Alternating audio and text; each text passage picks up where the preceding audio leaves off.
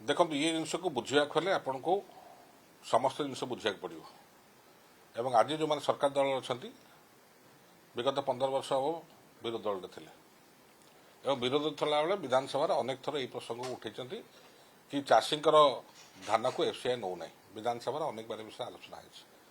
आज जो क्षमता को भारतीय जनता पार्टी सरकार आसिले आज से कथा को से मानुंट कि एफसीआई समस्या अच्छी ताले 15 वर्ष जो विरोधता कौन होता कहीं करते ये बुझा अच्छी कि जमी सरकार कहते चाषीर सबू धान किणा को सरकार बाध्य नुहति ठीक से भाव में राज्यर समस्त सरप्लस को नापी एफसीआई बाध्य नुहे एक कथा स्पष्ट रहा उचित। सरकार कर्तृपक्ष कथा जानते सरकारी अफसर मंत्री न जाने भी सरकारी अफसर कथा जानते।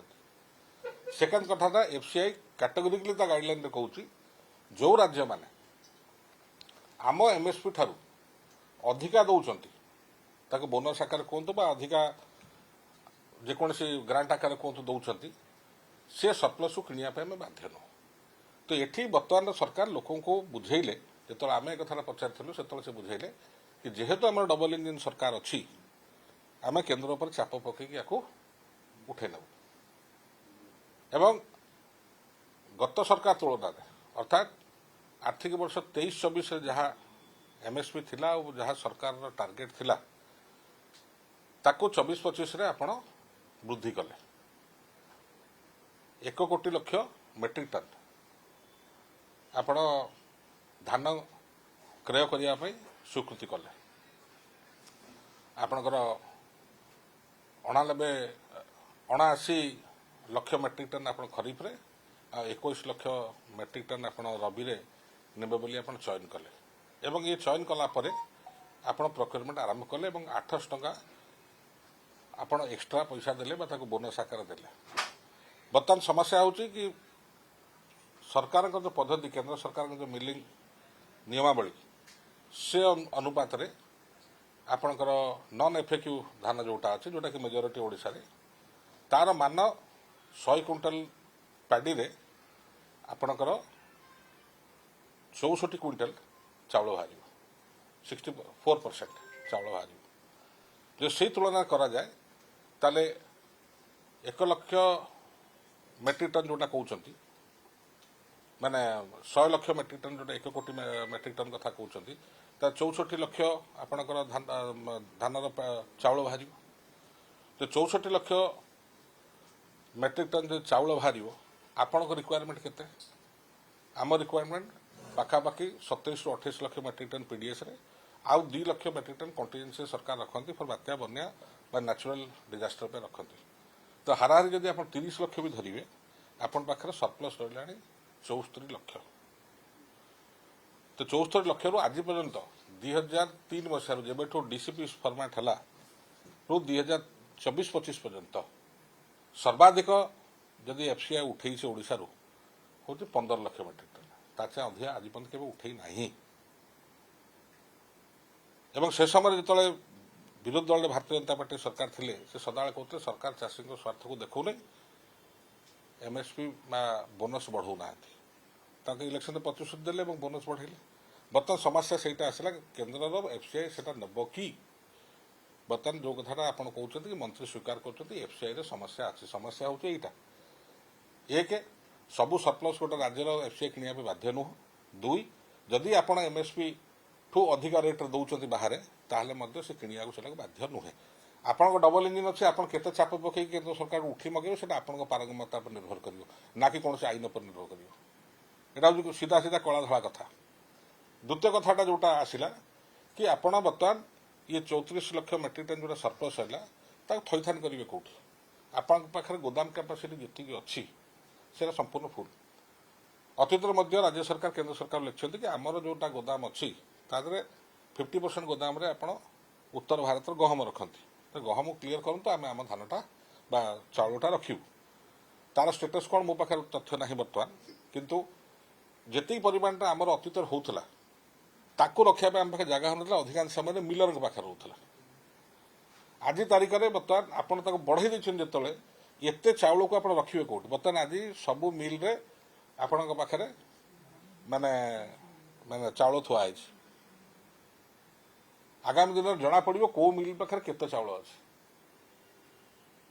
ଏବଂ ସେ ଚାଉଳକୁ ସେ କ'ଣ କରୁଛନ୍ତି, କଳାବଜାରୀ କରିବେ କି ଆପଣଙ୍କର ତାକୁ ଆପଣ କେଉଁ ବାଟରେ ଡିସ୍ପୋଜ କରିବେ। ଯେଉଁଥିପାଇଁ କି ଆମେ ବର୍ତ୍ତମାନ କିଛି ଦିନ ତଳେ ଦେଖିଲୁ ଯେଉଁଟା ପିଡ଼ିଏସ୍ର ଚାଉଳ 2 ମାସରେ ଥରେ ଦିଆହେଉଥିଲା, ବର୍ତ୍ତମାନ 4 ମାସ ଚାଉଳ ଏକାଥରେ ଦେଉଛନ୍ତି। ଅକ୍ଟୋବର ମାସ ଚାଉଳ ବର୍ତ୍ତମାନ ସୁଦ୍ଧା ଦିଆ ସରିଲାଣି। କାହିଁ କରୁଛନ୍ତି ସରକାର ନା ମିଲ୍ର ରଖିବା ପାଇଁ ଜାଗା ନାହିଁ, ତ ତୁରନ୍ତ ପିଡ଼ିଏସ୍ ସିଷ୍ଟମକୁ ଛାଡ଼ିବା ପାଇଁ ଚାହୁଁଛନ୍ତି। ତ ସରକାର ଏଇ ଯେଉଁ ଢାଲ ସୁପାରି ଖେଳ କେତେ ଦିନ ଖେଳିବେ? ଆପଣ ଯେତିକି ଖାଇପାରିବେନି, ଯେତିକି ହଜମ କରିବେ ତା ସେ ଅଧିକା ଖାଇଛନ୍ତି। ବର୍ତ୍ତମାନ ୟା ତ ଆପଣ ମାଟି କରିବେ, ୟା ତ ଆପଣଙ୍କ ଶରୀର ଅସୁସ୍ଥ ହେବ। ୟାର ଦ୍ୱିତୀୟ ବାଟ ନାହିଁ। ଆଉ ବାର ଭଣ୍ଡାରେ କୁମାର ୟାର ଏଣ୍ଟାୟାର ଜିନିଷଟା ରାଜ୍ୟ ସରକାରଙ୍କ ଉପରେ ହିଁ ପଡ଼ିବ। ନମ୍ବର 1 ଆର୍ଥିକ ସ୍ତରରେ ଆପଣଙ୍କ MSP ରେଟ୍ଟା ଯେଉଁଟା ଆପଣ ବଢ଼େଇଲେ ସେଟା ବି ରାଜ୍ୟ ସରକାରଙ୍କୁ ପଡ଼ିବ, ଯେହେତୁ ଆପଣ ଇଲେକ୍ସନରେ ପ୍ରତିଶ୍ରୁତି ଦେଇଥିଲେ ଆପଣ ସେଟା ପାଳନ କଲେ। ଦ୍ୱିତୀୟ କଥାଟା ହେଉଛି ଏଇ ଯେଉଁ କିଣିଲେ ଓଡ଼ିଶା ସିଭିଲ୍ ସପ୍ଲାଇଜ୍ କର୍ପୋରେସନ୍ ଯେଉଁଟା ପଇସା ନିଏ, ବ୍ୟାଙ୍କରୁ ନିଏ ବା ସରକାରଠୁ ନିଏ ଏବଂ ଧାନ କିଣେ ଏବଂ ମିଲିଂ କରିକି ପୁନର୍ବାର PDS ଦିଏ, ସର୍ବାଧିକ କ୍ଷତି ଓଡ଼ିଶା ସିଭିଲ୍ ସପ୍ଲାଇଜ୍ କର୍ପୋରେସନକୁ ବହନ କରିବାକୁ ପଡ଼ିବ।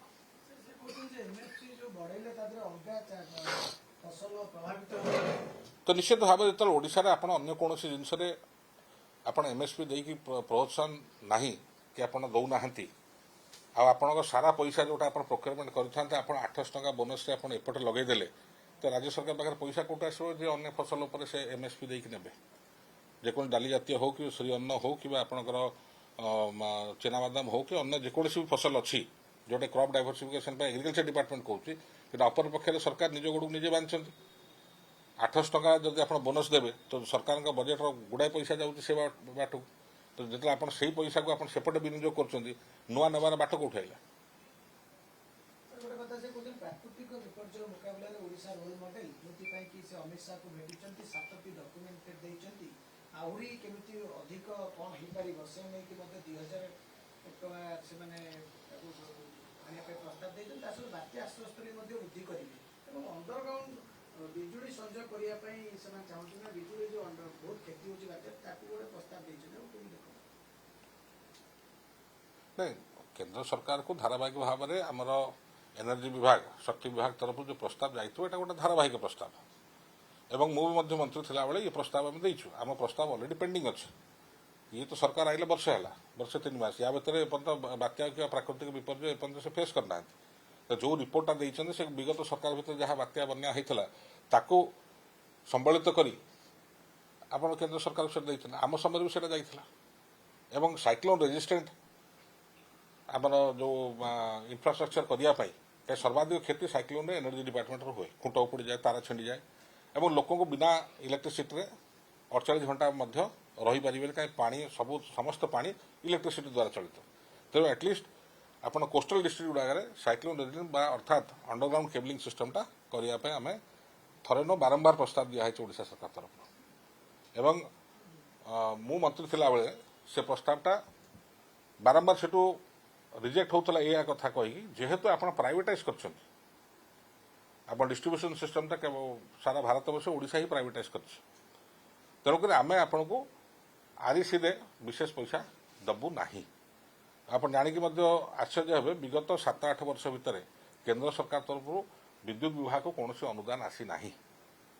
ଯାହା ଆମ ନିଜ ସମ୍ବଳରେ ଆମେ ବିଦ୍ୟୁତ୍ ଇନଫ୍ରାଷ୍ଟ୍ରକ୍ଚର ତିଆରି କରିଛୁ ଏବଂ ଗତ ସରକାରର ଶେଷ ଭାଗରେ ଯେତେବେଳେ ଅଲ୍ ଇଣ୍ଡିଆ ଆପଣଙ୍କ ଏନର୍ଜି ମିନିଷ୍ଟରଙ୍କ ମିଟିଂ ହେଇଥିଲା ସେତେବେଳେ ମଧ୍ୟ ଆମେ 5200 କୋଟି ଟଙ୍କାର ଗୋଟେ ପ୍ରସ୍ତାବ ରଖିଥିଲୁ, ଯାହାଦ୍ୱାରା କି କେନ୍ଦ୍ରମନ୍ତ୍ରୀ ସେତେବେଳେ ତତ୍କାଳୀନ କେନ୍ଦ୍ରମନ୍ତ୍ରୀ ଆପଣଙ୍କର ଶ୍ରୀ RK ସିଂ ଜିନିଷର ଗୁରୁତ୍ୱଟା ଭାବିକି ତାକୁ ଅନୁମୋଦନ ମଧ୍ୟ କରିଥିଲେ ଏବଂ ପରବର୍ତ୍ତୀ ଅବସ୍ଥାରେ 3400 କୋଟି ଟଙ୍କା ସେ ସାଙ୍କସନ୍ କରିବା ପାଇଁ ଲେଖିଥିଲେ ଆପଣଙ୍କର ବଜେଟକୁ, ମାନେ ଆମର କ୍ୟାବିନେଟକୁ। ତା ପରବର୍ତ୍ତୀ ଅବସ୍ଥା ଇଲେକ୍ସନ ହେଲା। ଇଲେକ୍ସନର 7 ମାସ ପରେ ମୁଁ ଖବର ପାଇଲି କି କ୍ୟାବିନେଟରେ ସେଟା ଅନାଗ୍ରହ କରାହେଇଛି ବା ରିଜେକ୍ଟ କରାହେଇଛି ଏବଂ ରିଜେକ୍ଟ କରିବା କାରଣଟା ମଧ୍ୟ ହେଉଛି ଏଇଆ, ଯେହେତୁ ଡିଷ୍ଟ୍ରିବ୍ୟୁସନ୍ ସିଷ୍ଟମଟା ହେଉଛି ପ୍ରାଇଭେଟାଇଜ୍, ସରକାରୀ ପଇସା ସେଠି ଲାଗିବ ନାହିଁ। ଯଦି ବର୍ତ୍ତମାନ ମନ୍ତ୍ରୀ କହୁଛନ୍ତି କି କେନ୍ଦ୍ର ଯେହେତୁ ଡବଲ ଇଞ୍ଜିନ୍ ସରକାର ଅଛି, ଯଦି ଯେଉଁ ପ୍ରକଳ୍ପ ଗୁଡ଼ା କହୁଛନ୍ତି ସେଟାକୁ ଯଦି ଆଣିକି ଫାଇନାନ୍ସ କରିପାରିବେ ତ ଓଡ଼ିଶାର ଭିତ୍ତିଭୂମିରେ ନିଶ୍ଚିତ ଭାବରେ ଅଗ୍ରଗତି ଘଟିବ। ଏଇଟା ସ୍ୱାଗତ ଯୋଗ୍ୟ କଥା। କିନ୍ତୁ ଘଟଣା ହେଉଛି ଗତ ସରକାର ତାଙ୍କର ଥିଲା, ଆମର ଏଇ ପ୍ରସ୍ତାବଟା ଥିଲା, ତାକୁ ଅଗ୍ରାହ୍ୟ କରିଥିଲେ କ୍ୟାବିନେଟ୍ରେ। ବର୍ତ୍ତମାନ କେନ୍ଦ୍ର ସେ ଯେ ନେଇକି ଆଣିପାରିଲେ ବହୁତ ଭଲ ହେବ। ସାର୍ ଆଉ ଗୋଟେ ପଲିଟିକାଲ କ୍ୱେଶ୍ଚନ୍ ସାର୍, ଗୋଟେ ଭାଇସ୍ ପ୍ରେସିଡେଣ୍ଟ ଇଲେକ୍ସନରେ ଏଥର ବିଜୁ ଜନତା ଦଳ ଷ୍ଟାଣ୍ଡ ସାର୍ କ'ଣ ରହିବ? କାରଣ ଏନ୍ଡିଏ ମଧ୍ୟ ସାର୍ ସପୋର୍ଟ ଲାଗୁଛି ମଧ୍ୟ ଆପଣଙ୍କୁ। ଆପଣଙ୍କୁ ଫୋନ୍ ଆସିଥିଲା କି? ମୋତେ ତ ଫୋନ୍ ଆସିନି। ଖବର ଆସୁଛି ଆପଣଙ୍କ ପାଖକୁ ଖବର ଆସୁଥିବ, ମୋ ପାଖକୁ ଖବର ଆସିନି। ଇଏ ସଂକ୍ରାନ୍ତରେ ଆମ ଦଳର ସଭାପତି ଏବଂ ଦଳ ନିଷ୍ପତ୍ତି ନେବ। ଦଳର ପିଏସି ଅଛି, ଦଳ ସଭାପତି ଅଛନ୍ତି, ଠିକଣା ସମୟ ନିଷ୍ପତ୍ତି ନେବ।